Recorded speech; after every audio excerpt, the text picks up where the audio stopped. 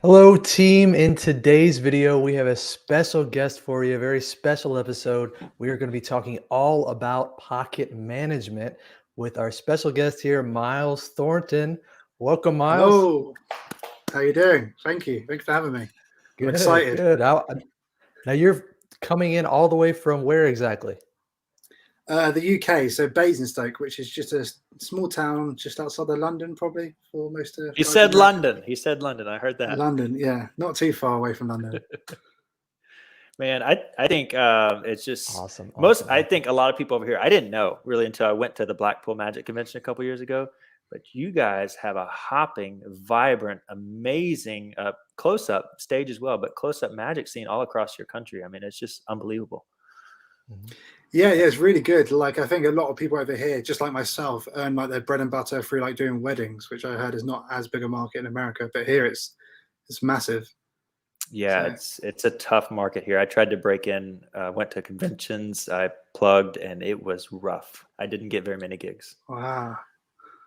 It's so You were strange to hear that, yeah, because for me, it's like almost in the UK, it's getting to the point now where if you're going to a wedding, you almost expect there to be a magician, almost. Like you is one that you definitely wouldn't be surprised if they said there's a magician going around. So, So it's like Wow. wedding rings, flowers, magician, yeah, photographer. well, yeah. Like I think for entertainment wise, at weddings, magicians are probably the most popular thing after music. So once they've got their music sorted, they'll be like, oh yeah, let's get a magician for like the drinks reception usually, because people Mhm. aren't sure what to do at that point. So yeah. Yeah. Wow. And That so was that's my marketing pitch. That was my marketing pitch. Nobody knows what to do while the wedding party's out taking photographs and everybody's from out of town. Nobody knows anybody. Hire me. I'll introduce everybody. It Mhm. was a tough sell here in the US. Yeah, I'm glad I didn't have to do any of the hard work. So and that's luckily the guys primarily what before you me do, did right? all the hard work with that. So I gotcha. Yeah. But that's Well, primarily what you do now, right, Miles? You were telling us mhm. ahead of the stream that you do a lot of weddings, so there's a lot of pocket management involved in Yeah. in what you're doing. So why Yeah, don't we definitely. Yeah, super important to me, pocket management. So so why don't we start off real quick, Jeff? Can you give us just a little teaser on why we thought pocket management was such an important topic to talk about, and then we can introduce Miles, just telling us what he thinks about it. yeah, absolutely. So, for you guys that don't know your joint on what is pocket management, basically it's you have limited finite space on your body and you have to choose what tricks you're going to perform and then where they go and where you're going to store that. So you can solve that by several different ways. And I'm sure Miles has got a lot of tips because I can't think of anybody that's more talented with this kind of experience of going out to these parties and receptions where he's having to work and move from table to table. And I'm sure he'll tell us more. But it's just super important to know where your props are going to be, where you can store them, and realize your limitations because we all have those as we go out performers if we're going to perform these effects. So that's what I think a lot of young guys don't know about this kind of stuff. They just think I'm just going to throw everything in my pockets and I'm going to make it up as I go. But if you have a system in place or you have if you have a plan in place, it's really going to help you out. So that's why I'm excited to have Miles here because he's obviously got the real work on it. Awesome, awesome. Well, I'm gonna just toss it over to you, Miles. What would you like to start with? yeah. So first, I'll talk about a little bit about the environments. Like you said, I mainly work weddings and celebration events. So what I wear for that is usually a shirt, a tie, a suit, and maybe a waistcoat. So that's also what you want to think about first: is what do you wear to gigs? Are you a casual performer and you just go to pubs or a coffee shop and perform for friends and people you meet? In that case, you probably don't have as many pockets if you're not wearing a jacket. If you're wearing a waistcoat, that provides two extra pockets there. So that you may not think about that sort of thing, but wearing a waistcoat Yeah. helps you look a little bit smarter sometimes, but also gives you two extra pockets. And also wearing a waistcoat, I wear it all the time, mainly because it means you don't have to iron your shirts as much because the waistcoat covers your shirt. And that's like when you that's the reality. When you're performing like maybe 2 gigs a day, you're taking your shirts with you and stuff like that, and you're getting changed at places, stuff gets creased. So having a waistcoat over the top can help hide anything like that. But Yeah. yeah, and it has two extra pockets. Um, but yeah, so what I do walk around. I take the stuff that I want to perform, I place it in my pockets, and I do a drinks reception with the stuff that I have in my pockets, and then I do around the tables in between the meal with the same stuff. So I never go back to my bag to get more stuff. It's just what I have on me, and I just go from there. Like never, you don't go back and reset or No, so this is for reload. me part. No, for me, part of pocket management is reset as well. So I don't want to have to be going to a corner of a room after each thing, because then when people are watching me, they're like, well, it must be something magic he's got over there that he's setting up. Or you have to go to the toilet every 5 seconds to like redo your thread or something like that. It's just, for me, choosing working material, it needs to be super practical. So there's pretty much no reset, or it resets itself. So you're also not choosing things that you have to give away, right? Because you're not having to go back and get refills. Yeah, it's either that, or make sure you have enough refills, enough space to carry the refills. So know how many tables you're going to do. So if let's say you do anniversary card vaults, for example, for every table at a wedding.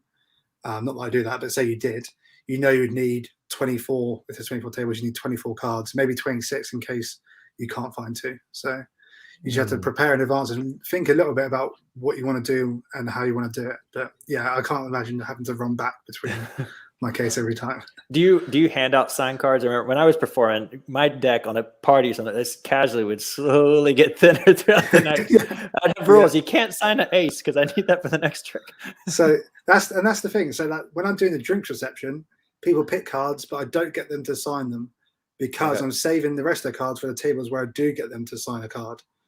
So I know that my deck is not going to be too thin by the time I get there. Therefore, I don't need to run and go and get another deck of cards. I've got the same one. And with a drinks reception as well, people have stuff in their hands. They have a drink in their hands and maybe like a canapé. So they might not be able to sign stuff anyway. So you're working with limited hands as well. So let's get in a few tips, I guess. Sure. These are like just a few little tips just to go off the bat that can improve your pocket management almost straight away. So the first tip is if you're going to carry a Sharpie, carry 2 Sharpies and have them in opposite pockets. Okay, so why is that? If you have it in your inside pocket, let's say I have a jacket, you have one here and one here. And that's because you never want to be fumbling looking for a pen, because if you get someone to pick a card, you say, oh yeah, I'm going to ask you to sign it. It's you have to go through all your pockets to try to find your pen. Then it looks really unprofessional. It doesn't look like you know what you're doing. So therefore, if I'm wearing a jacket, I'll have one pen here and one pen here. So I know that I can reach in at any time and pull out a pen and know where it is. And for example, if I reach in and it's not there, then I generally have to go to one upper pocket and it's there. I just know.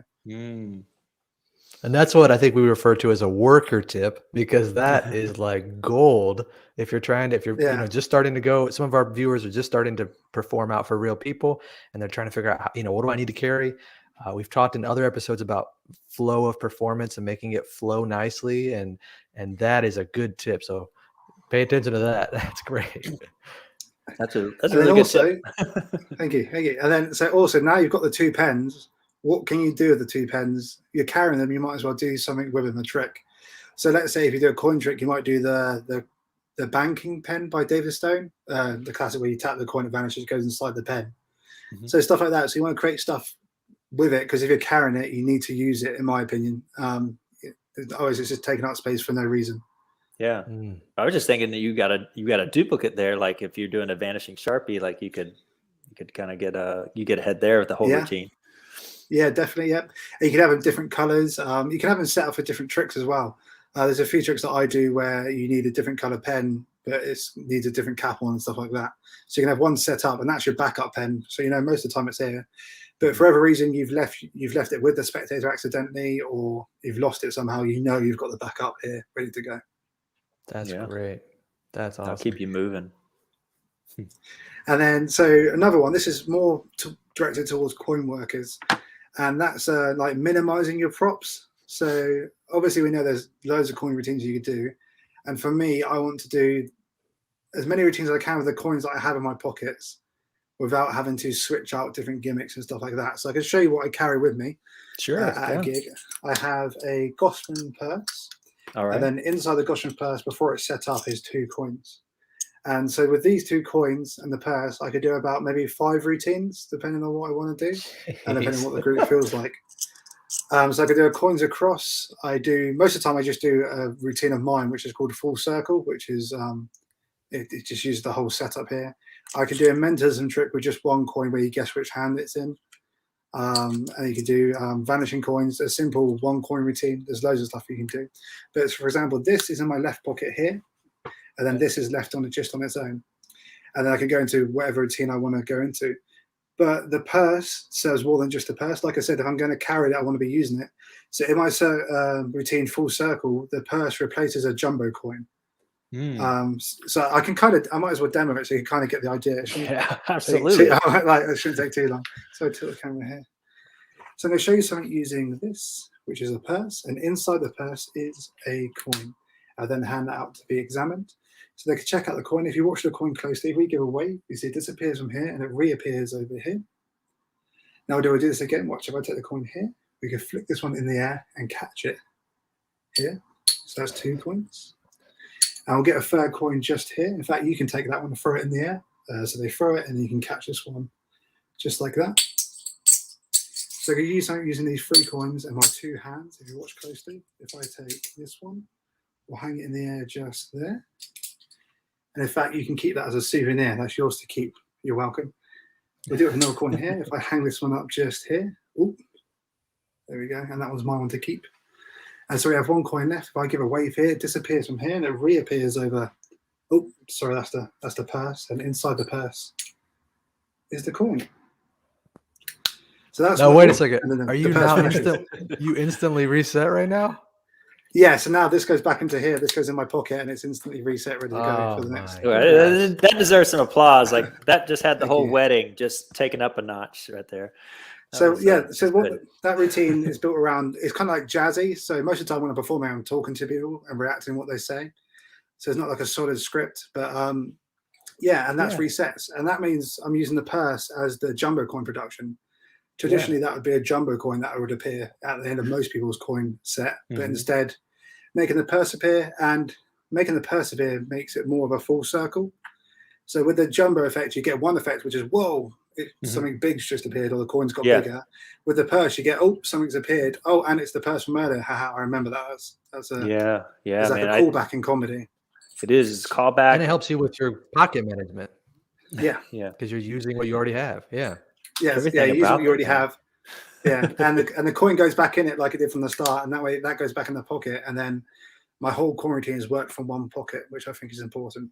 Yeah, I mean, I love that. I mean, it's a great kicker ending, and it doesn't like negate everything else. Sometimes, we talk about the jumbo coin appears, and that's all they remember. So I'm very selective when I use the jumbo coin.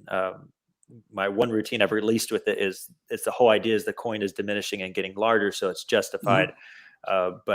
That is a perfect example of a kicker ending and like using your props and the pocket management and great routining, man. Like I love when I think the performer drops the coin and I really thought you dropped a coin. They were saying, your subtle details. We could all learn from that. And everybody's it's a fun routine. And that, sorry, Karen.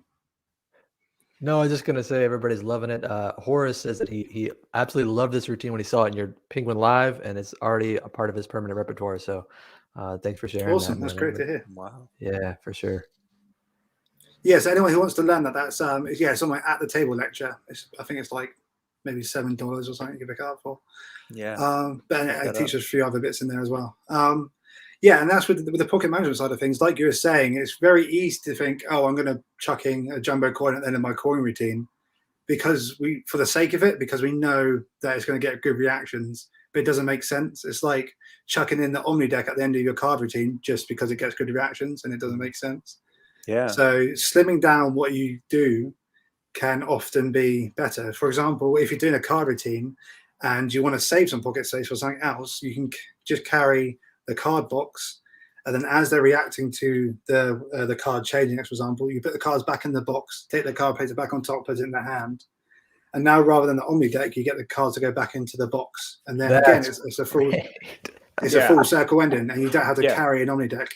It may be it's not as big an effect, but again, it's full circle, and it makes more sense.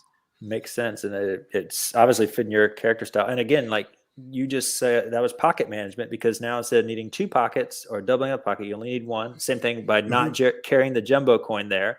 You've freed up, because for me, for my routine, I need to use another pocket for the jumbo coin, and which is justified for me. I'm usually just performing coins, but you're managing your pockets well. Like it's smart. This reminds me of a couple episodes back. We had Rick actually showed he had like a small set of, I don't remember, 4 or 5 coins that you said, Rick. You guys could check it out on the stream. It was great. And he had like all these routines he could do with the same set of coins. And it makes me, I want to ask Myles, you don't have to tell us everything that you carry, but do you have any idea about how many props do you carry? Is it less than 10 things, or do you have any kind of idea? Yes. So let me think. So if I'm at a gig, let's say this is a jacket. In this pocket here would be sponge balls. In this pocket here would be, let me think.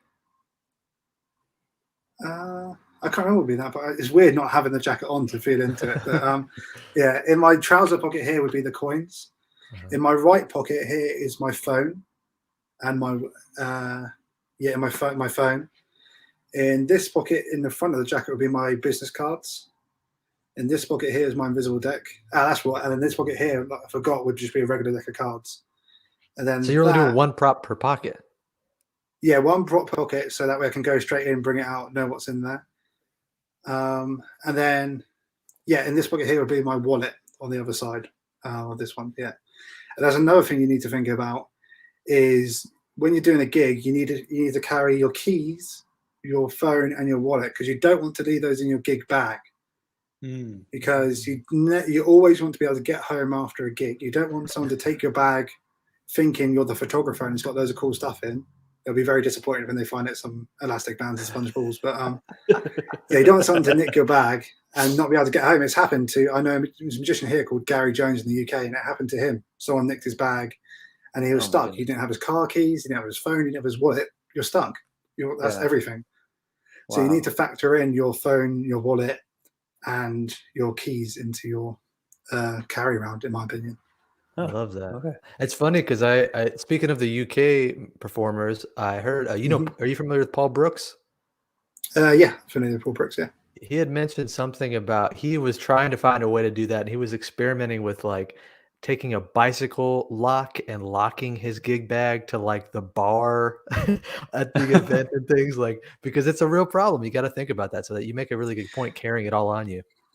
Yeah, so I do have a gig bag, and that's got like backup stuff in, or like some parlor material just in case I get asked to do a parlor performance. But it doesn't have anything. I can always get home if it gets taken. I've always got everything I need to. I don't know, man. I don't know what to comment. I have never really thought about mine disappearing. I'm just trying to play back. I usually leave my gig bag in the kitchen just because I waited tables, and I'll relate to those guys, and I'll perform a trick or two for them if I'm getting at the gig. And I'll let them know, I'm the magician. They can call me. I'm here to help them out if they get in the weeds or they need a distraction. So I don't know if that helps or hurts, so they know my bag is there. But if it's in the kitchen, maybe they don't mess with it. But I don't know. That's the thing. It could be with the best intentions. Someone could pick it up thinking it's lost property and move it, and then you don't know where it's gone there. Or someone could pick it up thinking it's their bag. If you've got the same bag, like it's not always necessarily stolen, but that's true. It's just in case. But yeah, there's always been, even if it's not the staff, anyone could walk into the kitchen technically, I guess. True. That's awesome. Let me, if you don't mind, let me stop real quick and answer a couple questions for you. Let's see. Adrian asks if Myles ever carries a crunchy bar. That's my friend Adrian, who there's another. Yeah, so he's almost like the opposite to me. So when we work together, and he's decked out with loads of stuff. He's literally just got a guy in the UK called Liam Ball to create him like a leather holder for crunchy bars, because he makes a card appear inside a chocolate bar, so he carries them on in there. And so he's like Inspector Gadget with his stuff. He's got loads of stuff. Does it have to be a special gear so it doesn't melt up against his body? Or that's what I said to him. It's like, you don't want to store it here, so he stores it actually on his belt, so it's further away from his body heat, and he can chuck up chocolate bars. When I did animal loads, I used to use frozen popsicles. I would keep them on my body to keep the animals cool. Plastic wrap popsicles. That's awesome. Matthew says, "Well, yeah, one prop per pocket. Good, easy to remember tip that Myles gave us there." Any thoughts on pocket management for everyday carry? Do you kind of use the same kind of thought process? Yes. Yeah. So what I really like to do in my everyday carry is not the stuff that I perform professionally, because I'm already doing that routines a lot and it's really fun, but I like to mix it up with different stuff. Just one quick before we move on to the everyday carry stuff. The gig stuff, I have elastic bands on my wrist and a ring on my finger. And again, I could do several routines with this and several routines with For us Americans, those are rubber bands, correct? rubber bands. Sorry. And a waistcoat, is that like a blazer? Vest. A waistcoat, vest. I guess a vest. You call it. I guess. Yeah. Vest. Yeah. So yeah, always have those in there, and that way, no pocket space again. But it's extra stuff you can carry. That's a good point. That's so for my everyday carry, I can show you my everyday carry. It's my wallet. It's literally just a wallet. So I have this, and I don't like carrying. I don't like in the wallet.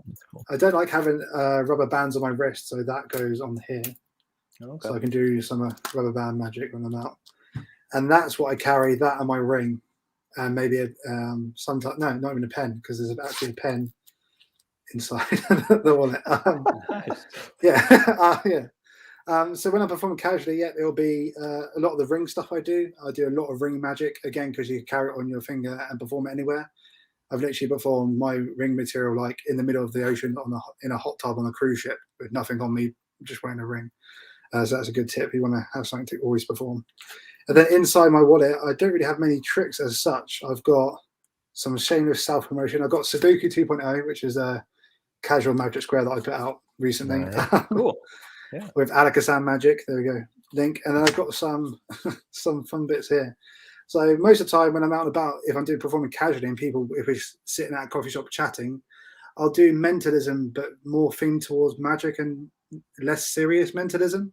Mm-hmm. So therefore I need billets, but then rather than having just blank cards, I have fake business cards printed off for different people. Wasn't that Paul Brooks' idea? Maybe this is I read this on the Jerks, the blog. Oh, the okay, Jerks blog. I don't know if you read that. Some really good ideas on that. And he mentioned that you can have business cards for whoever you wanted. So let's say you want to seem like you hang around with really important people, you'd make a fake CEO card of some business and say, "Oh, I met this guy for a gig earlier, but let me write down my prediction or let me write down my thing." But I took it a different way. So I have a fake psychic card. So I mentioned I bumped into this psychic and she wanted to test me for psychic abilities. It was a bit weird, but this is what I showed her, and I could go into whatever mind reading routine. And then my favorite is I had this, which is a fake exorcist card. And again, I mentioned I mentioned that he saw something I did and he wanted to meet up with me to make sure I'm not possessed by the devil. And then I can go into whatever routine I want to with that. Like, this is what I showed him to freak him out or something, because it's got like an automatic like in line with it. And also I just like to leave these around when I leave a tip at a restaurant. I just leave the business card underneath the tip, so they think, "Oh, who was that guy? Oh, it's now, does the information check out and lead them to you, like online? Does the website no, not to me. No, I put, so this one has the College of Psychic Studies in the UK, which is a real place. And this one has exorcismus.org, which again is a real website that I just put on the. So your average is the real deal. I was thinking like it could redirect to you and then say, "This wasn't real, but magic is, and here's how to hire." Right, that's a cool idea. I like that. Yeah. That's good. Yeah, I should buy an Exorcist website and have it linked.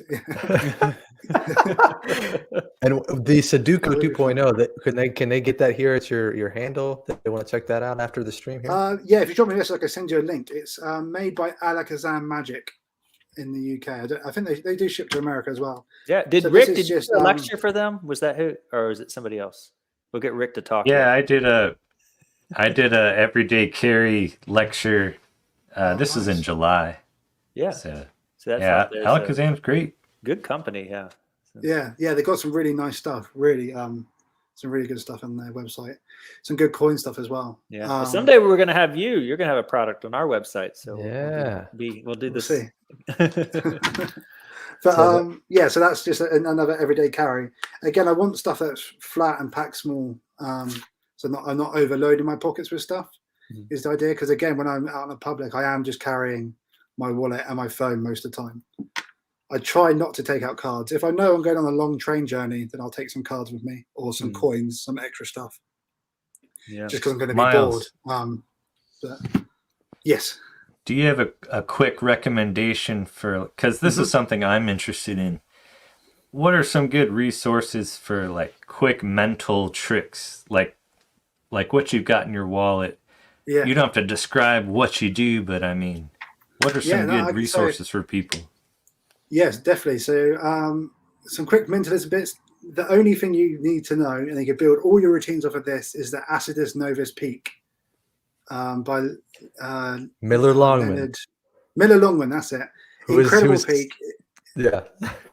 It's literally all you need. Like that's literally all I do with my mentalism. And it can be completely customizable that way. You can get them to write down anything. You can do loads of different presentations. So the Acidus Novus Peak. And if you want to learn how to present mentalism in a more mysterious way, I'm swearing there. There is a project called Revelations by Louis Laval on 1914, D. Christopher's website, Revelations. And if you buy that, they teach you the Acidus Novus Peak. He worked with Rooster. Yes, I think Rooster filmed in his bar, the Oracle Bar, I think, in the UK. Yeah. On that project there, you get taught the Acidus Novus Peak, and you also get taught some really cool presentations about how to present your mentalism, but really can present it however you like. And that's great pocket management right there. I mean, right? I mean, again, and that all you need is some piece of paper, and you could just borrow a pen, but I have a pen just in case. They don't have one. And that's cool because the other thing is Miller Longman just recently became a customer of ours, and it was really excited to get back into coin magic. And I was super giddy because I was like, "Oh my gosh, the creator of Acidus Novus is like messaging us." It's literally the best peak ever. It's so practical, so easy to use, so customizable. Yeah, I've never found a better one. And I really got into billet work in lockdown, and I bought a lot of resources and came back to the Acidus Novus, which was the first thing I bought. So Sure. I'm going to type it up here in the chat, Acidus Novus, because somebody's asking how to spell it. Yes, it's a strange name. Acidus Novus is how you spell that. Let me have a couple quick fire questions for you, Myles, from some people here, if you don't mind. Do you ever carry a chop cup? No. So for me, a chop cup takes up too much room when I'm working. However, if you wanted to use a chop cup, you definitely can. You have to work that in. What I do if I want a chop cup style routine is a routine called the 11p trick by James Brown. It's called Fancy a Pot of Jam.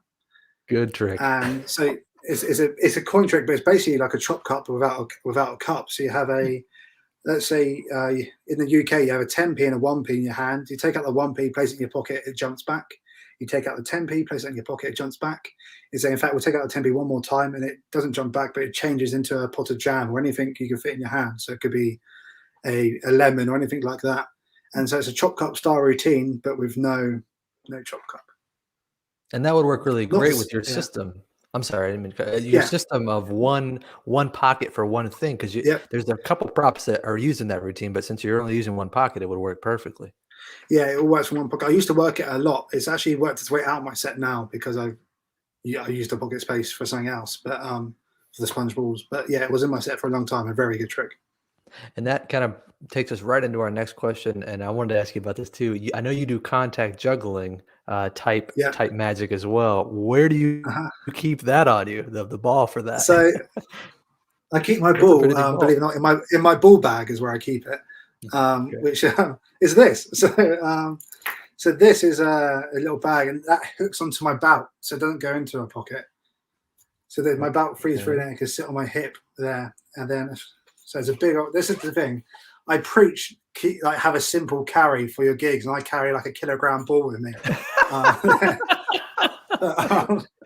So this is the most cumbersome thing I carry with me, and that's probably why I keep everything else so simple, because I got to carry this in my belt. Oh, but, that makes sense. Yeah, let's see a demo of this. The stuff you can do with that thing. Oh my goodness, is awesome. Wow, you just watch that all day long. Now, is that how you draw in a crowd, or do you have effect with that, or? Yeah. So what happens when I do a gig? I show up and I immediately take out the ball and start walk around talking to people performing that. And that's in the walk around section with the drink. Icebreaker. Icebreaker. And I kind of relate it to like fishing. So you kind of like people go, oh, and you kind of, that's the intro. Rather than you have to introduce like, hey, I'm Myles, I'm the magician. They look over and like, oh, and then that's my intro. Like, here, check it out, have a look at it. I hand it to them, and they can look at it, and I can go into whatever I want. Caleb and I are laughing because I relate everything in life to fishing. So you'd be surprised how many fishing talks we have in regards to coin magic. So we know we're right where with you, Myles. I love that. I mean, you don't need a DJ or MC to introduce you. The ball introduces you. Like you carry your introduction card. That makes sense. Like, it makes a lot of sense. And I love how, like, you don't have a pocket to manage, you just add a pocket on. Yeah, just I tried so many different things, but that's literally I found it as a wash bag. So it was like a gift set where it had like deodorant and like body wash and stuff like that in. And I thought, oh, that's perfect. And yeah, just bought it because of that. And I'm going to make up some nicer ones, because that one's been with me for years now. I need to get like a nicely made one for me, custom made probably. But that's still working. So and just one more shout out for your channel. After the stream, guys, go check out Myles, because he also put up a video recently where he incorporated that ball, the contact juggling, with a magic routine, and it was really well put together. So check that out. Thank you. And for those who are learning the ball, there'll be I am working on something for magicians who want to learn contact juggling. It's maybe quite far in the future, but there's something on its way. That's awesome. It's very early stages. Yeah. But yeah, so carried a big ball, and that's another thing. So no matter how much you listen to me and what I'm saying, if it doesn't work for you, you don't need to do it. For example, if you do want to carry chop card and you do want to be loaded up with stuff, as long as you know where everything is, that's fine. The only thing you don't want to do, the key thing with pocket management, is to know where it is and not have to fumble. Is the only thing I really preach. Yeah, I think you're starting a good conversation here, just for people to think about this kind of stuff, because so many times it's like, just like, oh, going out tonight, and like, but if you have a system in place, you kind of know where you're headed already, and it's a time saver. It's a self-management tool to help your performance be better, which we're all about, making more beautiful magic. Like, if you're a more polished performer, I get it. I mean, I think this is going to start the conversation for a lot of folks to think about making better choices when they go out performing. And I think your friend Adrian, he's making a joke here. He said, I need to carry more because I have nowhere near as much talent as Myles. But it makes a good point. It makes a good point, because some people might see this and be like, man, he's carrying so much. But how many years have you been performing, Myles? Yeah, I've been performing since I was 14. I'm 25 now. So there you go. So you just have to start somewhere, and you can build up, right? Yeah, definitely. When I first started out, so what really honed in all my working material and everything was when I was in college. So I was around about 16 probably, because college over here is different to America. So that might sound strange to you guys. I was 16, and it's basically high school, I guess. And I had a residency in a restaurant, and I didn't know what a residency was. So I knew I needed to get one, though. It's what I've heard. And you need to get a residency to work in your material. And so I worked at this dessert place where they only served desserts until like the evening. And I worked every Saturday for 6 hours, chunks at a time, because I thought that's what you do. Like a normal job, you work a long time. So I thought a residency needs to be just as long, and I'll be constantly performing for that whole 6 hours. But I did that for about 2-3 years, and that slowly made me hone stuff in and realize what you like, what you don't like, what you can get rid of, what you definitely need. So wow, that's awesome. Thanks for that humble comment, Adrian. He's putting himself down. He's got some good stuff. So, but that's definitely also there's so many nuggets I hope you guys are picking up from what Myles is saying, reading in between the lines too. Is like, even the things of knowing that you just got to go out there and start practicing these things. That he was working for 6 hour slots. You don't have to work that long, but even just going out and trying these things. We've got different resources nowadays. Technology. You have Omegle. You can go online and start performing for random people. You could starting to open back up in certain parts of the country. We could, do these different things. Just go try stuff.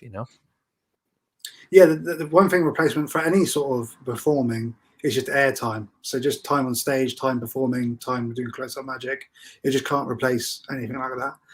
And technically, I saw the residency as practice, is performance practice. So it's where you pick up lines, you say something off the top of your head, it gets a good laugh, you think, oh, I'll keep that in.